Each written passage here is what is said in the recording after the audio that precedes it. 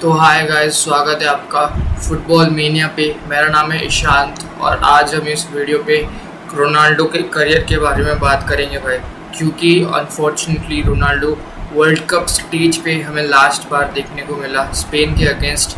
He lost, मेरा भी दिल टूटा और काफ़ी ऐसे फैंस का दिल टूटा। तो इस वीडियो में भाई हम रोनाल्डो का करियर शुरुआत से एंड तक रिवाइंड करेंगे और देखेंगे क्या क्या चीज़ें उसने अपने करियर में अचीव की और कैसे सारी ट्रॉफीज़ अचीव कर पाया, पर वर्ल्ड कप जो एक ट्रॉफी थी वो अपने करियर में नहीं ले पाया। तो प्लीज़ वीडियो को एंड तक देखना और अगर वीडियो अच्छी लगे तो लाइक और सब्सक्राइब करना। आ चुके हैं भाई वीडियो के साथ और शुरू करते हैं भाई। 7 जुलाई 2026 फुटबॉल के कैलेंडर का एक मैच जो कि पोर्चुगल फैंस और रोनाल्डो फैंस के लिए काफ़ी बुरा था। ये सिर्फ एक मैच ख़त्म नहीं होता भाई, ये एक एरा की एंडिंग थी। फाइनल विसल बजी और स्पेन ये मैच जीत चुकी थी और पोर्चुगल का वर्ल्ड कप सफ़र ख़त्म हो गया था। और उसी के साथ शायद दुनिया ने आखिरी बार क्रिस्टियानो रोनाल्डो को वर्ल्ड कप के स्टेज पे देखा। 41 ईयर्स का एक इंसान और हज़ारों कैमरा सिर्फ उसी के ऊपर थे, लेकिन वो बस चुप खड़ा था।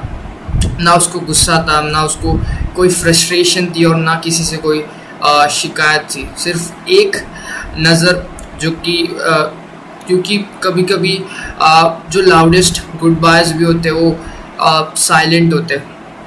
फुटबॉल ने उसे बहुत कुछ दिया, ऑब्वियसली रिकॉर्ड्स, ट्रॉफीज़, बैलन डॉर्स, चैम्पियंस लीग और वो नाम जो शायद कभी भुलाया जा नहीं सकता। लेकिन उसने फुटबॉल को उससे भी ज़्यादा दिया, एक मेंटालिटी, एक ऑब्सेशन, एक बिलीफ कि टैलेंट सिर्फ शुरुआत होता है। Obviously greatness is built every single day. आज दुनिया उसे गोल मशीन के नाम से जानती है। किसी के लिए वो गोट, किसी के लिए ग्रेटेस्ट एथलीट और किसी के लिए सिर्फ Cristiano Ronaldo.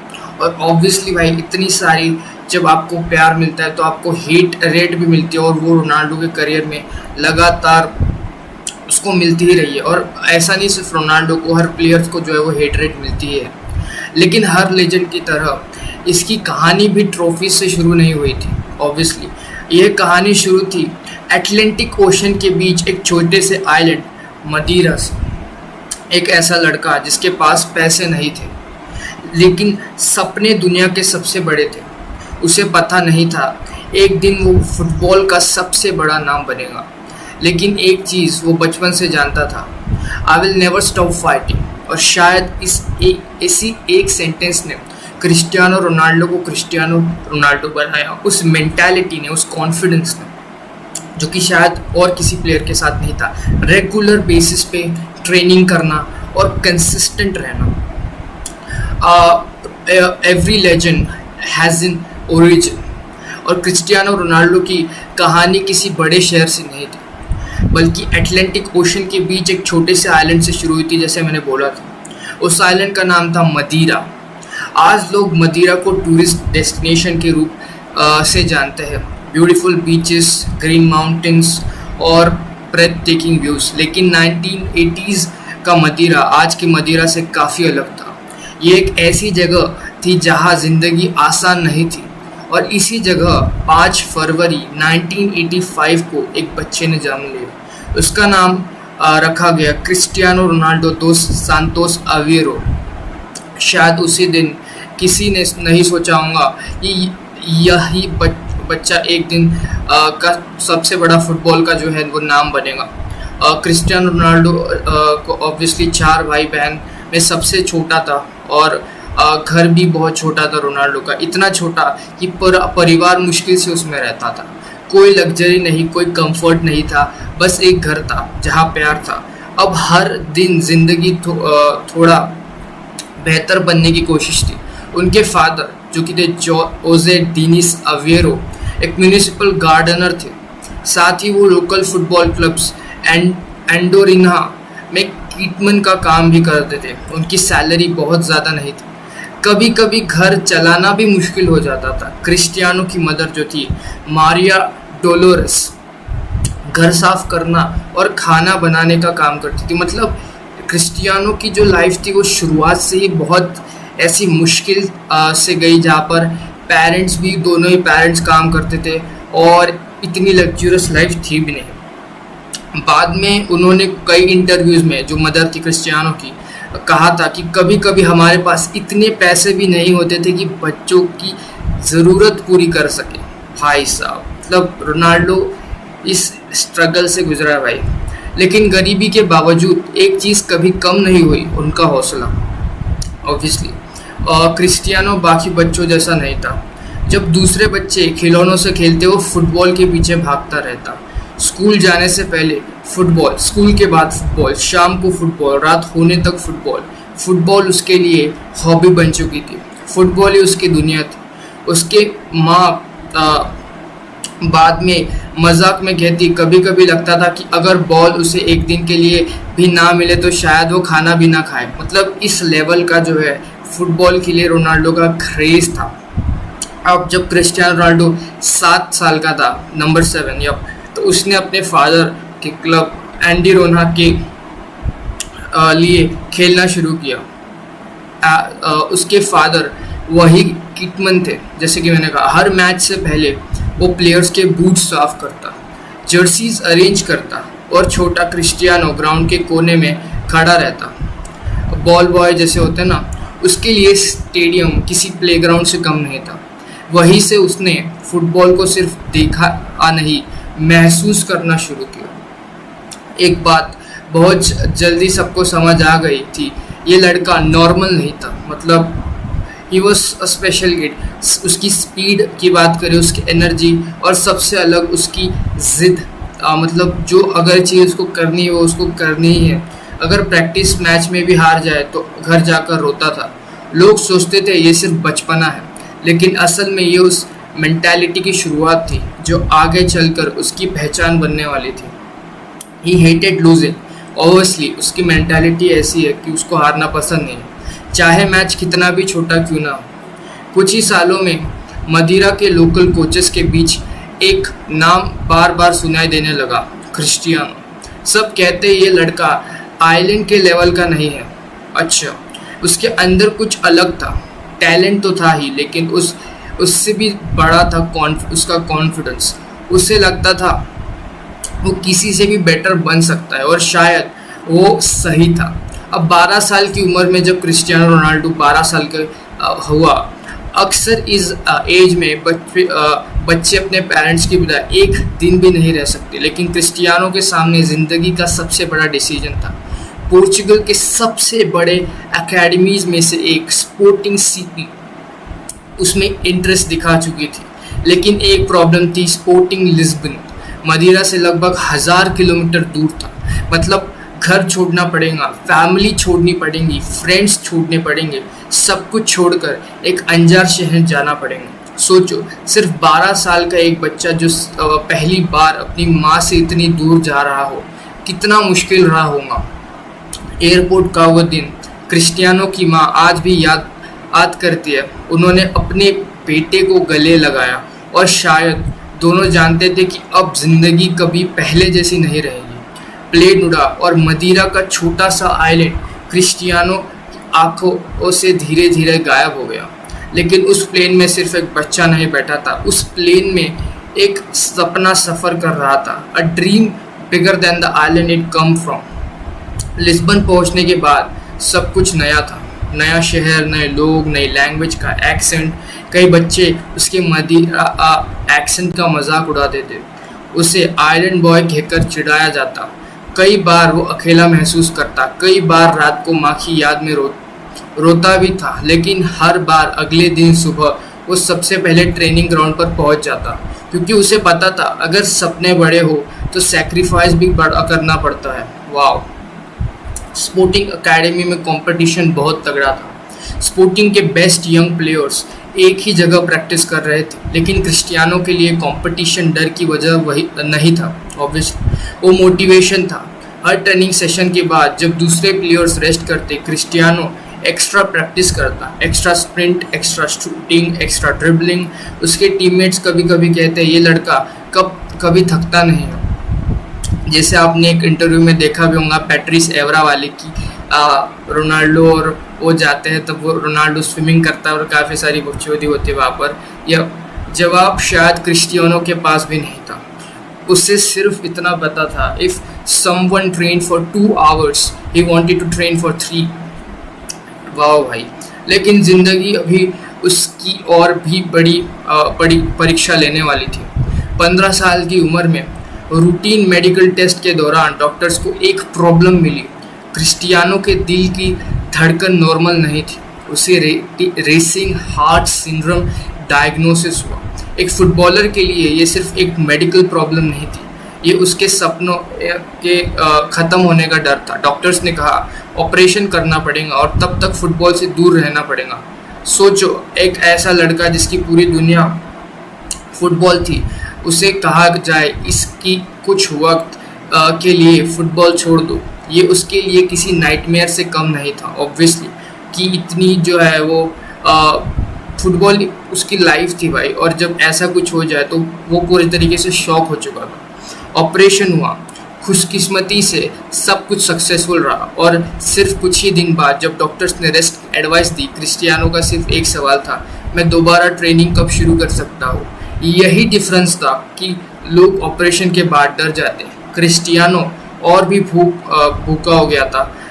He was more हंग्रियर, जैसे ज़िंदगी ने उसे याद दिला दिया हो कि हर दिन एक गिफ्ट है और वो एक भी दिन वेस्ट नहीं करना चाहता था। उसे तब तक पता नहीं था कि कुछ ही सालों बाद स्पोर्टिंग के इसी ट्रेनिंग ग्राउंड पर एक इंग्लिश क्लब के स्काउट्स उसको देखेंगे और सिर्फ 90 मिनट्स उसकी पूरी ज़िंदगी बदल देंगी। The boy from Madeira was about to meet destiny. अब नेक्स्ट क्या हुआ? ज़िंदगी बदलने के लिए सालों की मेहनत नहीं लगती, कभी कभी सिर्फ 90 मिनट्स ही काफ़ी होते हैं। और क्रिस्टियानो रोनाल्डो की ज़िंदगी में वही 90 मिनट्स अगस्त 2003 में आए। स्पोर्टिंग सीपी का नया स्टेडियम इनॉग्रेट होने वाला था। ओकेजन स्पेशल था और उस सेलिब्रेशन के लिए पोर्चुगल के चैंपियंस स्पोर्टिंग लिस्बन का सामना होने वाला था इंग्लैंड के सबसे बड़े क्लब में से एक मैनचेस्टर यूनाइटेड से। उस वक्त Manchester United sir Alex Ferguson के अंडर यूरोप की सबसे डेंजरस साइड में से एक थी। डेविड बेकहम अभी रियल मैड्रिड ज्वाइन कर चुका था। क्लब एक नए विंगर की तलाश में था, लेकिन किसी ने ये नहीं सोचा था कि उन्हें अपना जवाब लिस्बन में मिलने वाला था। मैच शुरू हुआ और पहले कुछ ही मिनट्स में एक पतला सा 18 साल का लड़का यूनाइटेड के डिफेंडर्स के सामने खड़ा था। नाम क्रिस्टियानो रोनाल्डो। उसके पैरों में बॉल आते ही स्टेडियम का एटमॉस्फेयर बदलने लगा। एक स्टेप ओवर, फिर दूसरा, फिर तीसरा, डिफेंडर एक तरफ, बॉल दूसरी तरफ। हर टच के साथ यूनाइटेड के प्लेयर्स को समझ आ रहा था ये कोई नॉर्मल टीनेजर नहीं है। उस रात जॉन ओशी, गैरी नेविल और बाकी डिफेंडर्स लगातार उसके अगेंस्ट स्ट्रगल कर रहे थे। मैच के बाद मैनचेस्टर यूनाइटेड के ड्रेसिंग रूम में एक ही नाम बार बार सुनाई दे रहा था, क्रिस्टियानो। प्लेयर्स खुद सर एलेक्स फर्ग्यूसन के पास गए और उन्होंने कहा, boss we have to sign this kid. सोचो कितना ज़्यादा एक्स्ट्रा ऑर्डिनरी परफॉर्मेंस रोनाल्डो ने किया होगा उस मैच में, जब अपोजिशन के प्लेयर्स ही अपने मैनेजर से उस प्लेयर को खरीदने की रिक्वेस्ट कर रहे थे। Sir Alex Fergusson football history का ग्रेटेस्ट मैनेजर में से एक। उन्हें एक खास क्वालिटी एलेक्स फर्ग्यूसन में एक खास क्वालिटी थी, वो सिर्फ टैलेंट नहीं देखते थे, वो फ्यूचर देखते थे। और उस रात उन्होंने फ्यूचर देख लिया था। कुछ ही दिनों बाद मैनचेस्टर यूनाइटेड ने लगभग 12.24 मिलियन देकर क्रिस्टियानो रोनाल्डो को साइन कर लिया। उस वक्त ये किसी टीनेजर के लिए इंग्लिश फुटबॉल की सबसे बड़ी ट्रांसफ़र फीस थी। प्रेशर बहुत बड़ा था, एक्सपेक्टेशंस उससे भी बड़ी, लेकिन क्रिस्टियानो प्रेशर से कब डरा था। ओल्ड ट्रैफर्ड फुटबॉल का थिएटर ऑफ ड्रीम्स, यहीं से दुनिया के कई लेजेंड्स निकले थे। और अब मदीरा का एक लड़का उसी ड्रेसिंग रूम का हिस्सा बन चुका था जब सर एलेक्स फर्ग्यूसन ने एक जर्सी दी। अब सबसे बड़ा सरप्राइज तब था जब एलेक्स फर्ग्यूसन ने उसे जर्सी दी और उस जर्सी पर लिखा था नंबर 7। ये सिर्फ एक नंबर नहीं था, ये एक जिम्मेदारी थी। George Best, Bryan Robson, Eric Cantona, David Beckham, ये सब इस नंबर को पहन चुके थे। क्रिस्टियानो ने पहले मना भी किया, उसे लगा वो अभी इस नंबर के लायक नहीं था। लेकिन सर एलेक्स फर्ग्यूसन का जवाब सिंपल था, I believe you are ready. और शायद ये वही कॉन्फिडेंस था जो रोनाल्डो को दुनिया का सबसे बड़ा प्लेयर बनाने वाला था। प्रीमियर लीग पोर्चुगल की लीग से बिल्कुल अलग थी। यहाँ स्पीड ज़्यादा थी, फिजिकलिटी ज़्यादा थी, मिस्टेक्स की कोई जगह नहीं थी। शुरुआत में क्रिस्टियानो को क्रिटिसिज्म भी मिला। ऑब्वियसली लोग कहते एंड प्रोडक्ट नहीं था, बहुत स्किल करता है, सिर्फ शो ऑफ करता है, और फुटबॉल की दुनिया टैलेंट को जितना सेलिब्रेट करती थी उतना ही जल्दी जज भी करती थी। लेकिन क्रिस्टियानो ने एक बात बचपन से सीखी थी, criticism is just another form of motivation. Her negative comment उसके लिए एक एक्स्ट्रा फ्यूल बन जाता। सर एलेक्स फर्ग्यूसन ने क्रिस्टियानो को सिर्फ फुटबॉल खेलना नहीं सिखाया, उन्होंने उसे प्रोफेशनलिज्म सिखाया, डिसिप्लिन सिखाई, डिसीजन मेकिंग सिखाई, कब ड्रिबल करना है, कब पास देना है, कब गेम को कंट्रोल करना है। बाद में रोनाल्डो खुद ही बार बार कह चुका है कि sir Alex Ferguson was like a father to me. Interviews में, काफ़ी इंटरव्यूज़ में आपने देखा होगा। और शायद अगर सर एलेक्स फर्ग्यूसन नहीं होते तो क्रिस्टियानो रोनाल्डो वो प्लेयर कभी बन ही नहीं पाता जिसे हम शायद जान पाते। सीज़न दर सीज़न क्रिस्टियानो बदलता गया, उसका बॉडी ट्रांसफॉर्म होने लगा, जिम उसके लिए ऑप्शनल नहीं था, उस लाइफस्टाइल उसके लिए सेक्रीफाइस था। जब दूसरे प्लेयर्स ट्रेनिंग के बाद घर चले जाते, क्रिस्टियानो अक्सर रुक जाता। Extra shooting, extra sprint, extra free kick, उसके लिए प्रैक्टिस कभी ख़त्म नहीं होती थी, क्योंकि उसका मानना था talent gets you noticed, work ethics makes you unforgettable. अब 2006 मैनचेस्टर यूनाइटेड के अटैक में अब एक डेंजरस ट्रियो तैयार हो चुका था। क्रिस्टियानो रोनाल्डो, वेन रूनी और कार्लोस टेवेस, तीन अलग अलग पर्सनालिटीज़, एक ही मिशन, इंग्लैंड और यूरोप पर राज करना। ओल्ड ट्रैफर्ड हर वीकेंड एक शो बन चुका था। रूनी का अग्रेशन, टेवेस की फाइटिंग स्पिरिट और रोनाल्डो का मैजिक, ये सिर्फ टीम नहीं थी, ये एंटरटेनमेंट था। फिर आया 2007 और 2007-8 का सीज़न, और यही वो साल था जब क्रिस्टियानो रोनाल्डो सिर्फ एक टैलेंटेड यंगस्टर नहीं रहा, वो दुनिया का बेस्ट प्लेयर बन गया था। प्रीमियर लीग में गोल्स की बारिश, चैंपियंस लीग में डिसाइसिव परफॉर्मेंस, हर कंपटीशन में रोनाल्डो अनस्टॉपेबल लग रहा था। उस सीज़न उसने 42 गोल स्कोर किए। एक विंगर के लिए ये नंबर्स ऑलमोस्ट अनबिलीवेबल थे।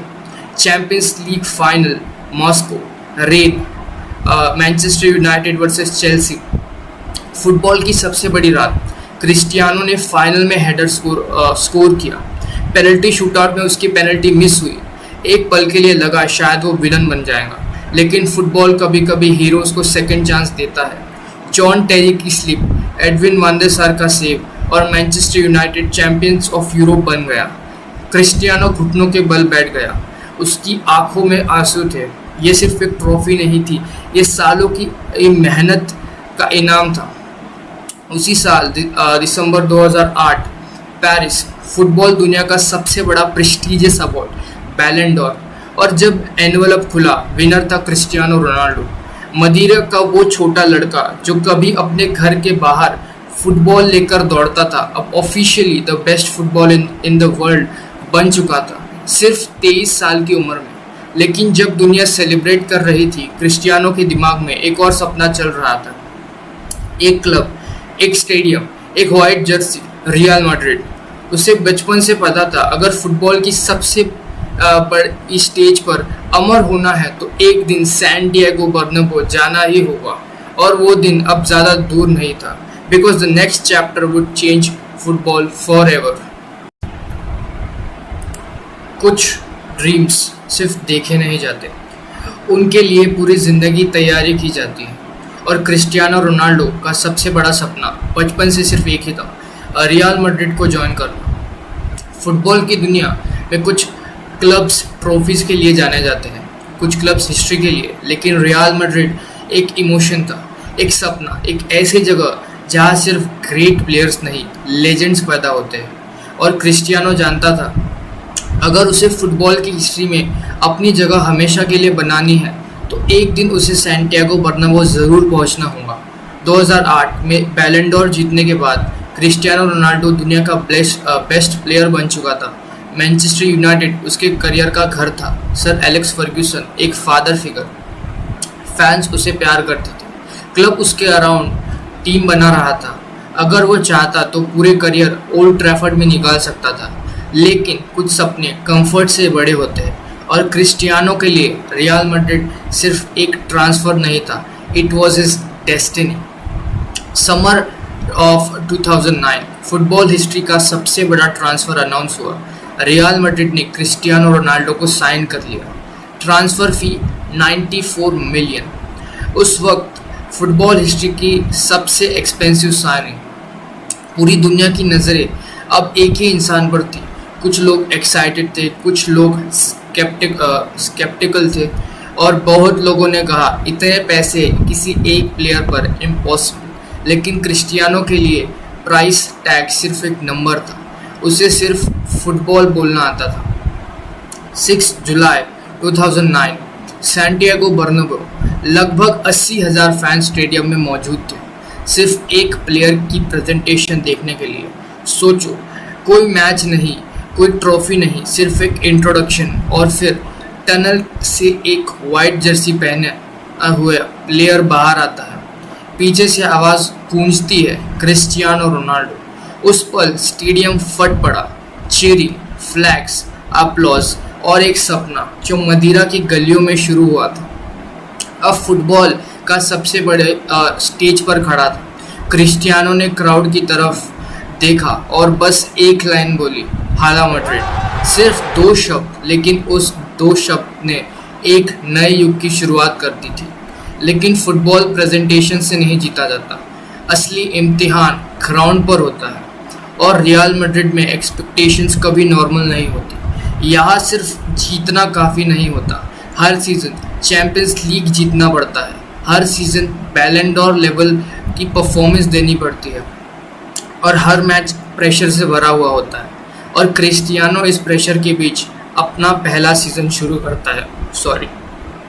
डेब्यू सीज़न में ही गोल्स आने लगे, free kicks, headers, long range strikes, penalties.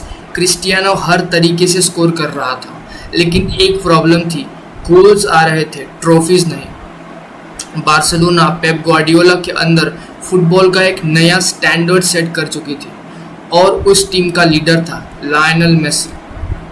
Football history में राइवलरीज बहुत हुई है, पेले और माराडोना, क्राइफ और बेकनबावर, लेकिन जो राइवलरी अगले 10 साल तक दुनिया को अपनी सीट से बांध कर रखेंगी वो अब शुरू होने वाली थी। Cristiano Ronaldo versus Lionel Messi. ये सिर्फ 2 प्लेयर्स की राइवलरी नहीं थी, ये 2 फिलोसॉफीज की टक्कर थी। एक तरफ natural genius alien Lionel Messi, दूसरी तरफ रिलेंटनेस, हार्ड वर्क और एलिगेंस क्रिस्टियानो रोनाल्डो। अब एल क्लासिको की बात करते हैं। जब भी रियल मैड्रिड और बार्सिलोना आमने सामने आती, लगता था जैसे दुनिया रुक गई हो। बर्नाब्यू हो या कैंप नाउ, हर पास, हर टैकल, हर गोल हिस्ट्री का हिस्सा बन जाता था। और हर एल क्लासिको के बाद एक ही डिबेट चलती, हु इज़ बेटर, मेसी या रोनाल्डो। सच कहूँ, शायद इस सवाल का कोई परमानेंट जवाब कभी नहीं मिलेगा, क्योंकि ये सबकी अलग अलग चॉइस हो सकती है। लेकिन एक बात ज़रूर हुई, दोनों ने एक दूसरे को इंसान से ज़्यादा बनने पर मजबूर कर दिया। Iron sharpens iron. अगर मेसी नहीं होता तो शायद रोनाल्डो इतना इन्वॉल्व नहीं करता, और अगर रोनाल्डो नहीं होता तो शायद मेसी भी इतना एक्स्ट्रा ऑर्डिनरी नहीं दिखता। कंपटीशन कभी कभी राइवलरी से ज़्यादा ग्रेटनेस क्रिएट करता है। 2010 रियल मैड्रिड ने एक नया मैनेजर अपॉइंट किया, जोसे मोरिन्यो, द स्पेशल वन। और शायद क्रिस्टियानो रोनाल्डो का करियर का एक डिमांडिंग कोच। मोरिन्यो को एक वॉरियर चाहिए था, और क्रिस्टियानो ऑलरेडी एक वॉरियर बन चुका था। दोनों की केमिस्ट्री परफेक्ट थी क्योंकि मोरिनियो भी पोर्चुगीज था। मोरिनियो ने रोनाल्डो को फ्रीडम दी, अटैक का सेंटर बना दिया और रोनाल्डो ने गोल्स की बारिश करना शुरू कर दिया। ट्रेनिंग सेशंस में क्रिस्टियानो सबसे पहले आता, सबसे बाद में जाता। Gym, recovery, diet, sleep, her cheese minute to minute planned होती। उसके टीममेट्स बाद में बताते थे कि कभी कभी वो प्रैक्टिस के बाद फ्री किक्स मारता रहता था। क्यों? क्योंकि उसके लिए good was never good enough. उससे परफेक्ट बनना था और परफेक्शन कभी एक्सीडेंट से नहीं मिलती। 2011-12 का सीज़न क्रिस्टियानो रोनाल्डो अपने करियर के सबसे डेंजरस वर्जन में बदल चुका था। लीग में गोल्स, चैंपियन लीग्स में गोल, बिग मैचेस में गोल्स, प्रेशर मोमेंट्स में गोल। उस सीज़न रियल मैड्रिड ने ला लीगा जीती और क्रिस्टियानो ने 46 गोल स्कोर किए। बार्सिलोना को उनके पीक पर चैलेंज करना आसान नहीं था, लेकिन मोरिनियो और रोनाल्डो ने ये करके दिखाया। अब तक एक बात पूरी दुनिया को समझ आ चुकी थी, क्रिस्टियानो रोनाल्डो सिर्फ फास्ट नहीं था, सिर्फ स्किलफुल नहीं था, सिर्फ एथलेटिक नहीं था, वो एक कंप्लीट फुटबॉलर बन चुका था। Right foot, left foot, headers, long shots, penalties, free kicks, moments, leaderships, big game mentality. उसके गेम में शायद ही कोई वीकनेस बची थी और इसी वजह से हर डिफेंडर्स के दिमाग में मैच से पहले सिर्फ एक नाम होता था, क्रिस्टियानो रोनाल्डो। लेकिन अभी तक एक चीज़ मिसिंग थी, एक ट्रॉफी जो रियल मैड्रिड के लिए ऑब्सेशन बन चुकी थी, चैंपियंस लीग। 2002 के बाद मैड्रिड उस ट्रॉफी को दोबारा जीत नहीं पाया था। हर सीज़न सपना टूट जाता, हर सीज़न बर्नाब्यू निराश होता और क्रिस्टियानो जानता था कि जब तक वो ट्रॉफी मैड्रिड वापस नहीं आती तब तक उसका मिशन पूरा नहीं होगा। The biggest battle was still ahead और शायद फुटबॉल हिस्ट्री का सबसे ग्लोरियस चैप्टर अब शुरू होने वाला था। एक चैप्टर जहां क्रिस्टियानो रोनाल्डो सिर्फ रियल मैड्रिड का हीरो नहीं बल्कि द किंग ऑफ यूरोप बनने वाला था। अब Cristiano Ronaldo king of Europe कैसे बना? देयर आर ग्रेट प्लेयर्स और फिर ऐसे प्लेयर्स होते हैं जो कॉम्पिटिशन्स को अपना घर बना लेते हैं। क्रिस्टियानो रोनाल्डो के लिए वो कंपटीशन था यूएफए चैंपियंस लीग। हर फुटबॉलर का सपना होता एक बार चैंपियंस लीग जीतना, लेकिन क्रिस्टियानो सिर्फ जीतना नहीं चाहता था, वो इस कंपटीशन को नाम सुनते ही एक अलग ही इंसान बन जाता, जैसे प्रेशर उसके लिए बर्डन नहीं फ्यूल हो। और अब रियल मैड्रिड भी उसी मिशन पर थी, एक ऐसा मिशन जो पूरे यूरोप को याद रहने वाला था। कई सालों से रियल मैड्रिड का एक ही सपना पीछा कर रहा था, चैंपियंस लीग का 10th टाइटल। मैड्रिड के फैंस के लिए ये सिर्फ एक ट्रॉफी नहीं थी, ये ऑब्सेशन बन चुका था। हर सीज़न एक्सपेक्टेशंस बढ़ रही थी, हर सीज़न डिसअपॉइंटेड मिल रही थी और हर बार एक ही सवाल उठता, क्या रियल मैड्रिड कभी दोबारा यूरोप का किंग बन पाएगा? क्रिस्टियानो के लिए ये सिर्फ क्लब का ड्रीम नहीं था, अब ये उसका भी ड्रीम बन चुका था।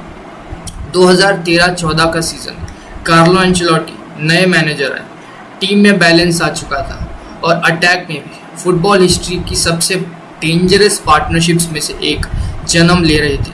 बीबीसी नहीं, न्यूज़ चैनल वाली बीबीसी नहीं, बेल, बेंजेमा, क्रिस्टियानो, तीन प्लेयर्स, तीन अलग स्टाइल्स, एक ही ऑब्जेक्टिव्स, गोल्स। अगर बेल स्पीड था, बेंजेमा इंटेलिजेंस था, तो क्रिस्टियानो पूरा डिस्ट्रक्शन था। डिफेंडर्स को कभी पता ही नहीं चलता था डेंजर किस डायरेक्शन से आएगा और इसी वजह से यूरोप की हर टीम रियल मैड्रिड से डरने लगी। चैंपियंस लीग चैंपियन, मैच दर मैच रियल मैड्रिड आगे बढ़ता गया और क्रिस्टियानो हर राउंड में गोल्स करता गया। उस सीज़न उसने चैंपियंस लीग में 17 गोल स्कोर किए। आज भी एक सिंगल सीज़न में ये रिकॉर्ड हिस्ट्री का बेंचमार्क माना जाता है। प्रेशर जितना बड़ा होता, क्रिस्टियानो उतना ही डेंजरस बन जाता। Big nights created big players और क्रिस्टियानो बिग नाइट्स का सबसे बड़ा प्लेयर बन चुका था। 24 मई 2014 Lisbon Champions League final, Real Madrid versus Atletico Madrid. 90 minutes तक लग रहा था मैड्रिड का सपना फिर टूट जाएगा। स्कोर था 1-0। क्लॉक 90 मिनट्स क्रॉस कर चुकी थी। पूरा स्टेडियम सिर्फ कुछ सेकंड्स दूर था हिस्ट्री से। लेकिन फुटबॉल तब तक ख़त्म नहीं होता जब तक रेफरी फाइनल विसल ना बजा दे। 93rd मिनट लूका मॉड्रिच ने कॉर्नर लिया, सर्जियो रामोस ऊपर उठे और गोल। बर्नाब्यू से लेकर लिस्बन तक पूरी मैड्रिड पागल हो गई। मैच एक्स्ट्रा टाइम में गया और फिर रियल मैड्रिड रुकने वाली नहीं थी।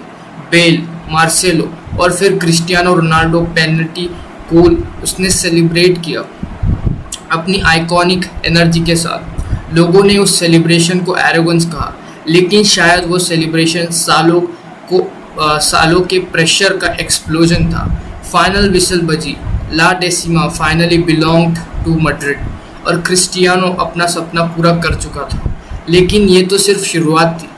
जहां बाकी टीम्स एक चैंपियंस लीग जीतकर सेलिब्रेट कर रही थी, रियल मैड्रिड एक डेस्टिनी बन रहा था। 2016 चैंपियंस लीग, फिर फाइनल, फिर एटलेटिको मैड्रिड और फिर penalty shootout. Last penalty, Cristiano Ronaldo, पूरा स्टेडियम सांस रोक कर खड़ा था।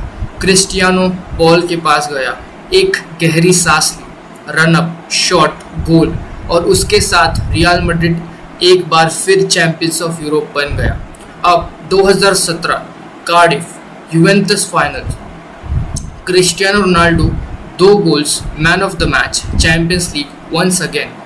अब दुनिया समझ चुकी थी ये कोइंसिडेंस नहीं था, ये डोमिनेंस था और उस डोमिनेंस का सबसे बड़ा चेहरा क्रिस्टियानो रोनाल्डो था। 2018 लिवरपूल के खिलाफ final, Real Madrid champions league एक बार फिर, लगातार तीसरी बार और ओवरऑल 5 सालों में 4 champions league titles. Football history में ऐसी डोमिनेंस बहुत कम टीम्स ने देखी है और उस डायनेस्टी का हार्टबीट एक ही प्लेयर था, क्रिस्टियानो रोनाल्डो। इसी दौरान फैंस ने उसे एक नया नाम दिया, मिस्टर चैंपियंस लीग। और सच कहूँ, शायद इस टाइटल से बेहतर कोई टाइटल हो ही नहीं सकता था। लेकिन क्रिस्टियानो सिर्फ चैंपियंस लीग में ही नहीं चमक रहा था, हर सीजन गोल्स, हर सीजन रिकॉर्ड्स, एक के एक बात। डिफेंडर्स बदलते गए, मैनेजर्स बदलते गए, जनरेशन्स बदलती गई, लेकिन एक चीज़ नहीं बदली, स्कोर बोर्ड पर क्रिस्टियानो रोनाल्डो का नाम। गोल नंबर 100, 150, 151, 152, 153 और फिर 450 गोल्स सिर्फ 438 मैचेस में। आज भी रियल मैड्रिड के इतिहास में किसी प्लेयर ने इतने गोल स्कोर नहीं किए। सोचो, रियल मैड्रिड जिस क्लब के लिए डी स्टेफाना और राउल, पुस्कस और जिदेन ऐसे लेजेंड्स खेले, उस क्लब का ऑल टाइम टॉप स्कोरर मदीरा का वो लड़का बन गया जिसके बारे में कभी किसी ने सोचा भी नहीं था। History doesn't remember excuses, it remembers numbers. इसी दौरान इंडिविजुअल अवार्ड्स भी लगातार आते रहे। 2013 बैलन डोर, 2014 फिर बैलन डोर, 2016 फिर 2017 एक और। अब क्रिस्टियानो के पास 5 बैलन डोर थे और गोट डिबेट अब फुटबॉल का परमानेंट टॉपिक बन चुकी थी। मेसी या रोनाल्डो, रोनाल्डो या मेसी, हर फैन का अपना जवाब था। लेकिन एक बात सब मान रहे थे, दोनों ने फुटबॉल को उस लेवल तक पहुंचा दिया जहां शायद कोई और राइवलरी कभी नहीं पहुंच पाएंगे। लेकिन हर कहानी का एक मोड़ होता है।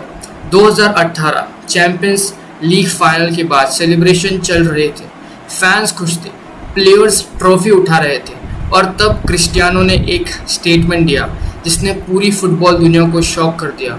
It was very nice to be at Real Madrid. सिर्फ एक सेंटेंस, लेकिन उस सेंटेंस ने हज़ारों रूमर्स को जन्म दे दिया। क्या वो जा रहा है? क्या रियल मैड्रिड का ग्रेटेस्ट प्लेयर क्लब छोड़ देगा? कुछ हफ्तों बाद जवाब मिल गया, क्रिस्टियानो रोनाल्डो यूवेंटस ज्वाइन करने वाला था। 9 साल, 438 matches, 450 goals, 16 trophies, 4 champions League और अनेक यादें। एक सफ़र जो शायद फुटबॉल हिस्ट्री का ग्रेटेस्ट क्लब करियर बन चुका था। जब क्रिस्टियानो ने बर्नाब्यू को अलविदा कहा तो सिर्फ एक प्लेयर क्लब नहीं छोड़ रहा था, एक एरा ख़त्म हो रहा था। एक ऐसा एरा जिसमें हर चैंपियंस लीग के एंथम के साथ फैंस को यकीन होता था जब तक क्रिस्टियानो है तब तक होप है, और शायद इसीलिए आज भी चैंपियंस लीग का एंथम बजता है और कई लोगों के दिमाग में पहली तस्वीर रोनाल्डो की आती है।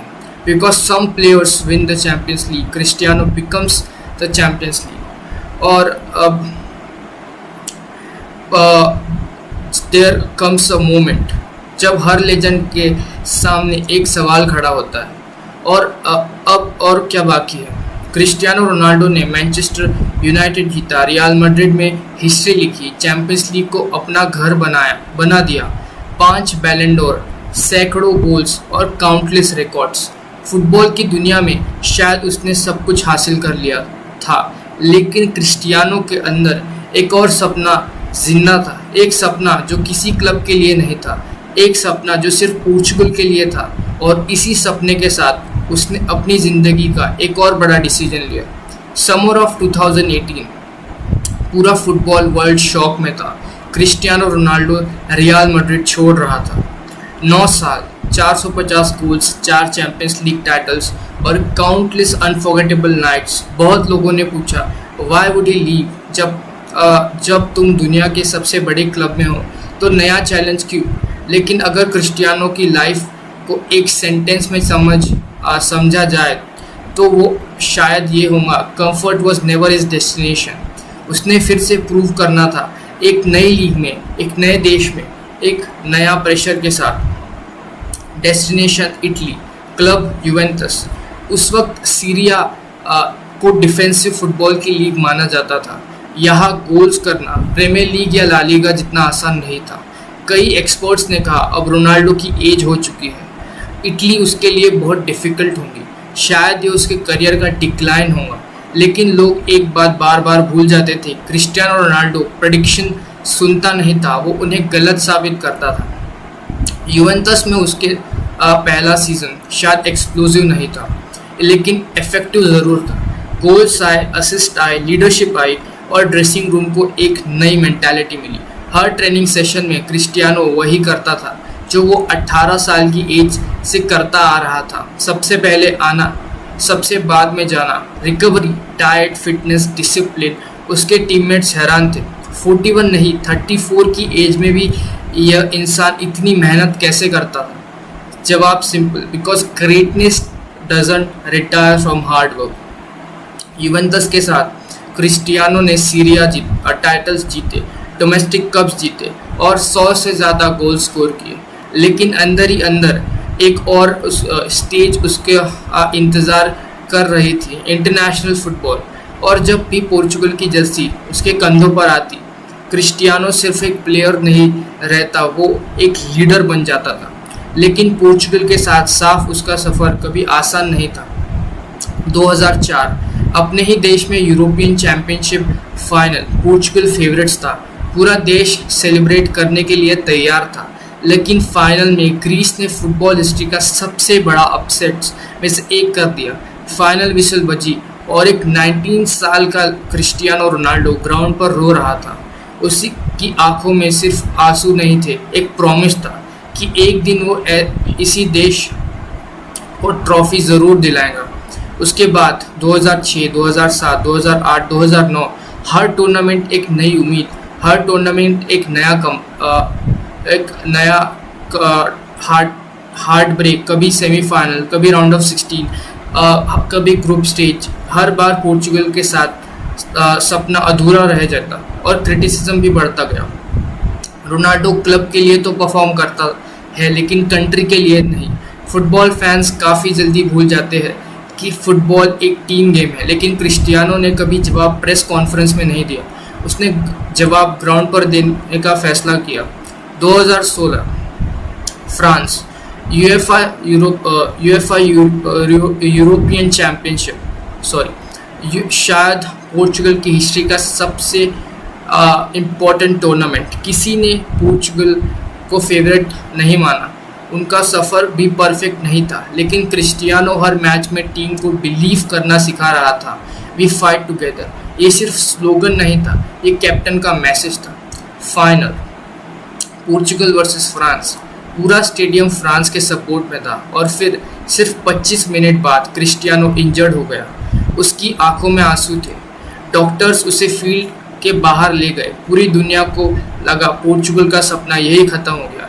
लेकिन कभी कभी लीडर होने का मतलब गोल स्कोर करना नहीं होता, कभी कभी सिर्फ टीम को बिलीव करवाना होता है। क्रिस्टियानो साइडलाइन पर खड़ा था, हर प्लेयर को मोटिवेट कर रहा था, इंस्ट्रक्शंस दे रहा था, चीयरिंग कर रहा था जैसे वही कोच हो, कैप्टन भी और फैन भी। Extra time 109 minute, Eder long range shoot, goal. Stadium एक पल के लिए बिल्कुल चुप हो गया। पोर्चुगल हिस्ट्री से सिर्फ कुछ मिनट्स दूर था। फाइनल विसल बजी और उस रात क्रिस्टियानो रोनाल्डो ने अपने देश को उनके पहले मेजर इंटरनेशनल ट्रॉफी दिलाई।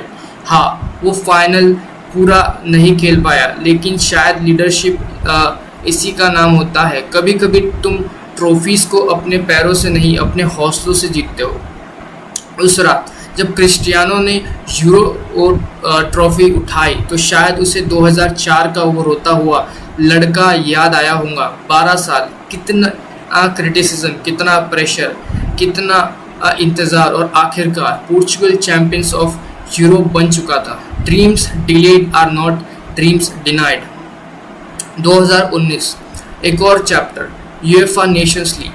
कई लोगों ने इस टूर्नामेंट को छोटा कहा, लेकिन क्रिस्टियानो के लिए हर ट्रॉफी पोर्चुगल के बैच के साथ स्पेशल थी।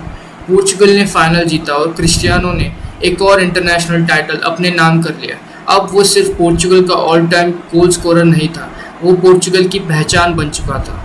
मदीरा का वो छोटा लड़का जो कभी अपने फादर के फुटबॉल में बॉल कलेक्ट करता था, अब अपने देश का ग्रेटेस्ट प्लेयर बन चुका था। हर जनरेशन अपना एक हीरो चूज करती है। पोर्चुगल की एक पूरी जनरेशन के लिए वो हीरो था, क्रिस्टियानो रोनाल्डो था। लेकिन फुटबॉल की कहानी अभी ख़त्म नहीं हुई थी। एक बार फिर किस्मत उसे वापस बुला रही थी, वही जहाँ से उसने सपने देखना शुरू किया था। ओल्ड ट्रैफर्ड, एक घर जो उसका इंतज़ार कर रहा था, और दुनिया एक इमोशनल रियूनियन देखने वाली थी। Sometimes the road always leads you home. अब रोनाल्डो अपने करियर के उस स्टेज पे था जहाँ पर वो अपने पुराने क्लब के साथ रियूनियन करने वाला था। There is something special about coming back home. चाहे तुम दुनिया कितनी भी जीत लो, कुछ जगह ऐसी होती है जो हमेशा तुम्हारी कहानी का हिस्सा रहती है। क्रिस्टियानो रोनाल्डो के लिए वो जगह थी ओल्ड ट्रैफर्ड, वही स्टेडियम जहां एक 18 साल का लड़का सर एलेक्स फर्ग्यूसन के साथ फुटबॉल की दुनिया में अपना नाम बनाना जिसने शुरू किया था, और लगभग 12 साल बाद किस्मत उसे फिर वही ले आई। 2021 फुटबॉल दुनिया एक और ट्रांसफ़र सागा देख रही थी। रिपोर्ट्स आ रही थी कि Cristiano Ronaldo Manchester city join कर सकता है। सोचो, मैनचेस्टर यूनाइटेड का ग्रेटेस्ट मॉडर्न आइकन अपने बिगेस्ट राइवल के लिए खेलता। फैंस के लिए ये सिर्फ शॉकिंग नहीं होता, ये दिल टूटने जैसा होता। लेकिन फिर सिर्फ कुछ घंटों में सब कुछ बदल गया। सर एलेक्स फर्ग्यूसन, पुराने टीममेट्स, क्लब के लोग, सबने रोनाल्डो से बात की, और फिर मैनचेस्टर यूनाइटेड ने अनाउंसमेंट की, वेलकम होम क्रिस्टियानो। सिर्फ 2 शब्द, लेकिन उन्होंने पूरी फुटबॉल दुनिया को इमोशनल कर दिया। सोशल मीडिया फट पड़ा, ओल्ड ट्रैफर्ड के बाहर फैंस की भीड़ लग गई। हर किसी को लग रहा था जैसे वक्त दोबारा 2008 में लौट आया हो। Some stories are written by destiny. उसका दोबारा डेब्यू न्यूकासल के खिलाफ था। स्टेडियम खचाखच भरा हुआ था, हर फैन एक ही नाम गा रहा था, क्रिस्टियानो रोनाल्डो। और फिर जैसे फिल्म का परफेक्ट सीन होता है, क्रिस्टियानो ने गोल स्कोर कर दिया। एक नहीं, 2 गोल्स। ओल्ड ट्रैफर्ड गूंज उठा, फैंस रो रहे थे, स्माइल कर रहे थे, सेलिब्रेट कर रहे थे। उस पल ऐसा लगा जैसे वो कभी गया ही नहीं था। उस सीज़न क्रिस्टियानो ने साबित कर दिया कि एज सिर्फ एक नंबर हो सकता है। प्रीमियर लीग, चैंपियंस लीग, हर कंपटीशन में जब टीम स्ट्रगल कर रही थी, क्रिस्टियानो बार बार हीरो बनकर सामने आया। Late winners, hat tricks, champions league comebacks, Villarreal, Atalanta, Tottenham, हर जगह एक ही पैटर्न था। जब मैनचेस्टर यूनाइटेड को किसी की ज़रूरत होती, क्रिस्टियानो रोनाल्डो खड़ा होता। उसने उस सीज़न 24 गोल स्कोर किए और एक बार फिर क्रिटिक्स को गलत साबित कर दिया। लेकिन फुटबॉल सिर्फ इंडिविजुअल ब्रिलियंस से नहीं चलता। मैनचेस्टर यूनाइटेड क्लब्स के रूप में स्ट्रगल कर रहा था। मैनेजर्स बदलते रहे, रिजल्ट्स खराब होते गए, टीम आइडेंटिटी खो बैठी और ड्रेसिंग रूम का एटमॉस्फेयर भी बदलने लगा। क्रिस्टियानो जो अपने करियर भर एक्सेलेंस का एक मूर्त, एक आइडल बनता रहा, उसकी बॉडी लैंग्वेज, उसकी फ्रस्ट्रेशन, सब कुछ कैमरास कैप्चर कर रहा था। अब 2022 एक नया मैनेजर आया, एरिक टेन हैग। नए आइडियाज़, नया सिस्टम, नई फिलॉसफी। शुरुआत में सबको लगा शायद ये पार्टनरशिप सक्सेसफुल होगी, लेकिन धीरे धीरे डिफरेंसेस सामने आने लगे। क्रिस्टियानो अब 37 साल का हो चुका था। मैनेजर फ्यूचर बना रहा था, क्रिस्टियानो प्रेजेंट जीतना चाहता था और कभी कभी दो सही लोग भी एक साथ नहीं फिट हो सकते। सीज़न के दौरान क्रिस्टियानो को बेंच पर बैठना पड़ा, कई मैचेस में वो सब्स्टिट्यूट बना और टॉटनम के खिलाफ एक इंसिडेंट ने हेडलाइंस बना दी। मैच खत्म होने से पहले ही क्रिस्टियानो टनल की तरफ चला गया। मीडिया ने उसे कंट्रोवर्सी बना दिया, फैंस डिवाइड हो गए, कुछ लोग रोनाल्डो के साथ थे, कुछ क्लब के साथ। लेकिन एक बात क्लियर थी, रिलेशनशिप अब पहले जैसा नहीं रहा था। फिर आया वो इंटरव्यू जिसने फुटबॉल को हिला दिया। पियर्स मॉर्गन के साथ बातचीत में क्रिस्टियानो ने खुलकर अपनी फीलिंग्स रखी। उसने क्लब की फैसिलिटीज़, मैनेजमेंट और कुछ डिसीजंस पर सवाल उठाए।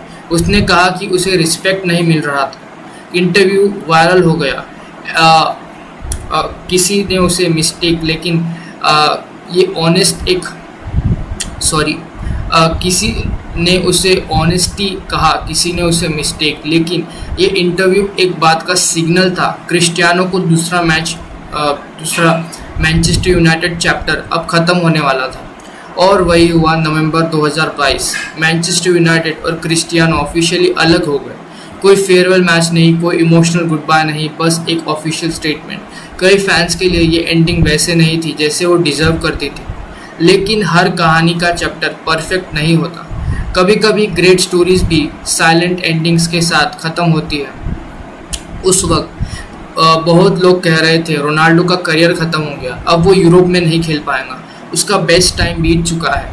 लेकिन अगर हमने रोनाल्डो की जर्नी से एक चीज़ सीखी है तो वो ये है कि उसे अंडर एस्टिमेट करना फुटबॉल की सबसे बड़ी गलतियों में से एक है। दिसंबर 2022 क्रिस्टियानो रोनाल्डो ने एक नया डिसीजन लिया, destination Saudi Arabia, club Al Nassr. Announcement होते ही फुटबॉल दुनिया दो हिस्सों में बट गई। कुछ लोगों ने कहा करियर ख़त्म, दूसरों ने कहा नया चैप्टर। लेकिन शायद किसी ने उस वक्त ये नहीं सोचा था कि ये ट्रांसफ़र सिर्फ रोनाल्डो का नहीं, ये पूरे फुटबॉल का लैंडस्केप को बदलने वाला था। क्रिस्टियानो सऊदी अरेबिया सिर्फ फुटबॉल खेलने नहीं गया था, उसके बाद धीरे धीरे क्रिस्टियानो के बाद प्लेयर्स भी सऊदी लीग की तरफ आने लगे। लीग की पॉपुलैरिटी बढ़ने लगी, स्टेडियम्स भरने लगे, ब्रॉडकास्ट दुनिया भर में दिखने लगे। एक प्लेयर, एक ट्रांसफ़र और एक पूरी लीग की पहचान बदल गई। चाहे लोग इस डिसीजन से अग्री करें या ना करें, एक बात को इग्नोर करना मुश्किल है, क्रिस्टियानो रोनाल्डो ने सऊदी फुटबॉल को ग्लोबल कॉन्वर्सेशन का हिस्सा बना दिया। Leaders don't just change teams, they change landscape. और फिर 40 साल की एज के आसपास भी क्रिस्टियानो वही कर रहा था जो वो 18 साल की एज में करता था। Training, gym, recovery, goals, disciplines, records. लोग बदलते गए, टीममेट्स बदलते गए, लीग्स बदलती गई, लेकिन क्रिस्टियानो रोनाल्डो की मेंटालिटी कभी नहीं बदली। हर सुबह वो एक ही मिशन के साथ उठता था, be better than yesterday.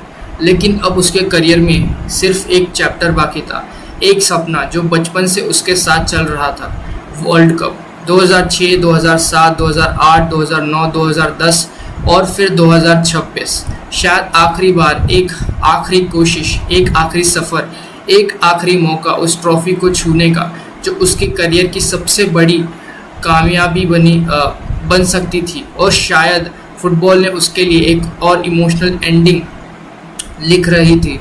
Every journey ends but not every legacy does. The FIFA world cup, champions league, बैलन डोर, लीग टाइटल्स, ये सब बाद में आता है। सबसे पहले आता है अपने देश के लिए वर्ल्ड कप जीतने का सपना, और क्रिस्टियानो रोनाल्डो भी इससे अलग नहीं था।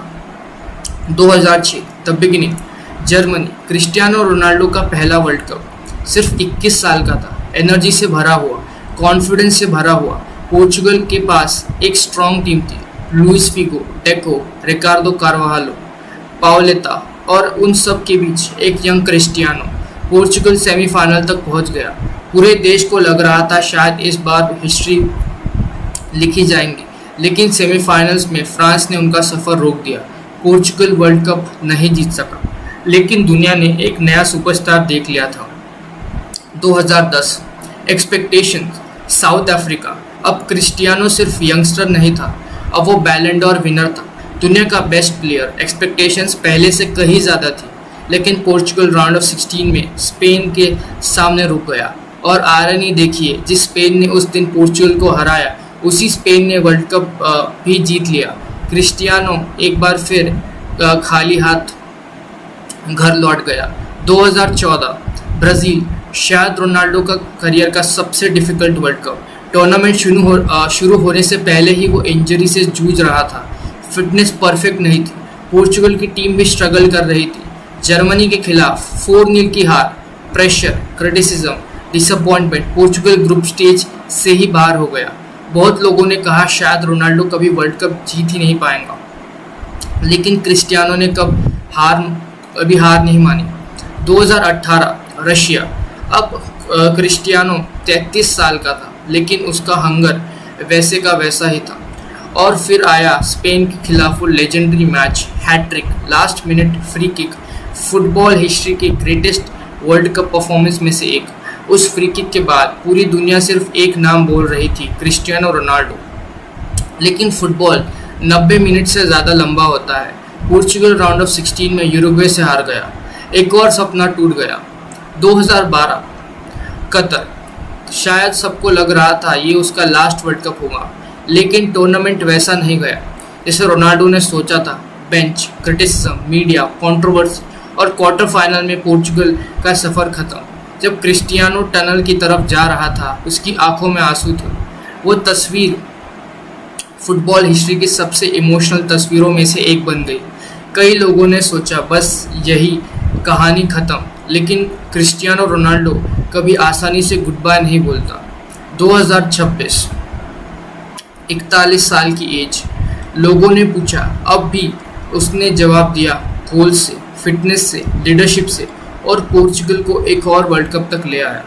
हर मैच शायद उसके करियर का आखिरी मैच हो सकता था। हर नेशनल एंथम शायद उसके करियर की नेशनल एंथम हो सकती थी। हर सेलिब्रेशन शायद आखिरी सेलिब्रेशन, लेकिन सपना अब भी वही था, वर्ल्ड कप।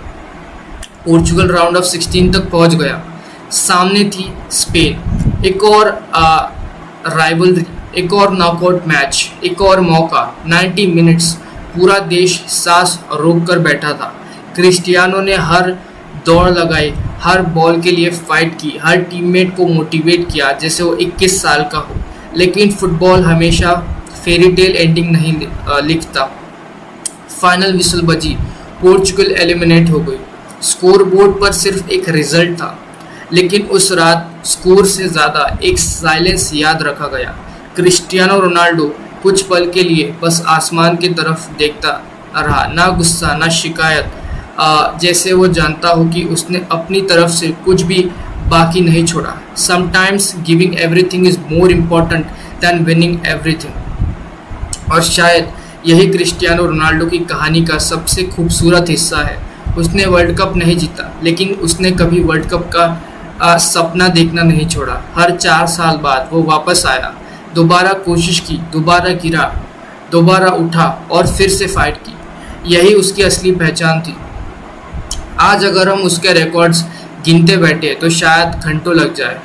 800 से ज़्यादा करियर गोल्स, 1000 से भी ज़्यादा ऑफिशियल अपीयरेंसेस, 5 बैलन doors, 5 champions league, European titles, UEFA Nations league, football history के काउंटलेस रिकॉर्ड्स। लेकिन अगर आप किसी भी यंग फुटबॉलर से पूछोगे कि क्रिस्टियानो रोनाल्डो से सबसे बड़ी सीख क्या मिलती है, तो शायद जवाब रिकॉर्ड्स नहीं होगा, जवाब होगा डिसिप्लिन, क्योंकि टैलेंट भगवान देता है लेकिन डिसिप्लिन इंसान खुद बनाता है। और इसी वजह से क्रिस्टियानो रोनाल्डो सिर्फ एक फुटबॉलर नहीं रहा, वो एक माइंडसेट बन गए। सुबह जल्दी उठने का माइंडसेट, एक्स्ट्रा ट्रेनिंग करने का माइंडसेट, अपनी लिमिट्स को हर रोज चैलेंज करने का mindset. Talent opens the door, discipline keeps you inside. अब एक सवाल जो शायद फुटबॉल के ख़त्म होने तक पहुंच गया, who is the greatest of all time, Messi या रोनाल्डो? सच कहूँ इसका जवाब हर फैन के लिए अलग अलग होगा। कोई मेसी को चूज़ करेगा, कोई रोनाल्डो को, और शायद इसी में फ़ुटबॉल की खूबसूरती है। हर जनरेशन अपना हीरो खुद चुनती है। लेकिन एक बात पर शायद दुनिया कभी डिबेट नहीं करेंगी, क्रिस्टियानो रोनाल्डो ने फ़ुटबॉल को बदल दिया। उसने प्रोफेशनलिज्म के स्टैंडर्ड को बदल दिया, फिटनेस का स्टैंडर्ड बदल गया, कंसिस्टेंसी का स्टैंडर्ड बदल गया, और सबसे बढ़कर उसने दुनिया भर को, लाखों बच्चों को यह यकीन दिलाया कि अगर सपना बड़ा हो तो उसके लिए मेहनत उससे भी बड़ी होनी चाहिए। मदिरा की छोटी सी गली में एक बच्चा फटे हुए फुटबॉल के साथ खेलता था। उसके पास ना पैसा था, ना फेम, ना गारंटी, सिर्फ एक सपना था। और उसने उस सपने का पीछा करते करते फुटबॉल हिस्ट्री को हमेशा के लिए बदल दिया। एक दिन रिकॉर्ड्स टूट जाएंगे, गोल्स भी टूट जाएंगे, शायद कोई और 5 से ज़्यादा बैलन डोर जीत लेगा, कोई और चैंपियंस लीग का रिकॉर्ड तोड़ दे। लेकिन जब भी कोई बच्चा प्रैक्टिस के बाद 10 मिनट और रुकेगा सिर्फ इसलिए क्योंकि उससे बेटर बनना है, वहाँ कहीं ना कहीं क्रिस्टियानो रोनाल्डो जिंदा होगा। जब भी कोई प्लेयर 90th मिनट तक बिलीव करेगा कि मैच अभी ख़त्म नहीं हुआ, वहाँ क्रिस्टियानो रोनाल्डो जिंदा होगा। जब भी कोई इंसान पूरी दुनिया के सामने, नो के सामने एक अकेला यस लेकर खड़ा होगा, वहाँ क्रिस्टियानो रोनाल्डो जिंदा होगा। क्योंकि legends don't live forever but their mentality does. यही था भाई इस वीडियो में। और अगर आपको वीडियो अच्छी लगी होंगी तो प्लीज़ वीडियो को लाइक करें और सब्सक्राइब करें चैनल को। लास्ट में जाते जाते यही कहूँगा भाई, from the streets of Madeira to the biggest stadium on earth, from a dream to immortality, this wasn't just the story of Cristiano Ronaldo. This was the story of what becomes possible when talent meets obsession, when dreams meet discipline, and when one boy refuses to give up. Thank you, Cristiano Ronaldo. The last dance is over, but the legend will never end. Yup.